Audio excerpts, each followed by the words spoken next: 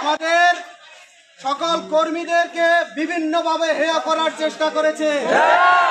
আমি স্পষ্ট করে জানিয়ে দিতে চাই, আপনারা যদি এই বাংলাদেশে, এই 24 পরবর্তী বাংলাদেশে নতুন করে রাজনীতি করতে চান, তাহলে জনগণের পালস বুঝে জনগণকে মেনে ময়দানে আসবেন। জনগণকে বাদ দিয়ে রাজনীতি করতে আসলে জনগণ আপনাদেরকে ফুটবলের মতো লাথি মেরে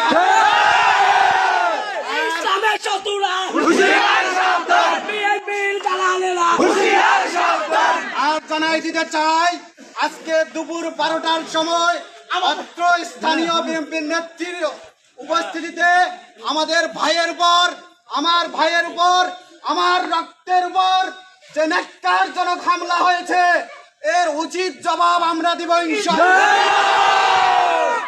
আমি এলাকাবাসী হিসেবে এতটুকু জানিয়ে রাখতে চাই, তাদের পক্ষ থেকে আমাদের কাছে যদি লিখিতভাবে কোনো প্রকার ক্ষমা চায়, তাহলে আমরা সেখানে ক্ষমা গ্রহণ করব, নতুবা আমরা প্রশাসনিক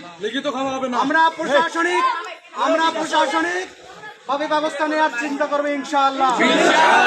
প্রিয় উপস্থিতি, আপনাদেরকে জানাতে চাই, আপনারা শান্ত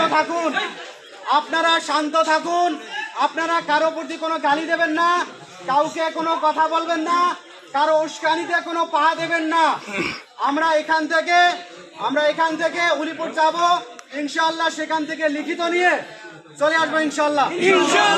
প্রিয় উপস্থিতি, এখানে উপস্থিত আছেন হাতিয়া ইউনিয়ন 2 নং ওয়ার্ড শাখার সম্মানিত সভাপতি বাংলাদেশ জামায়াত ইসলামী মোহাম্মদ রেজাউল করিম রাজু, তাকে কথা বলার জন্য বিনীত অনুরোধ জানাচ্ছি।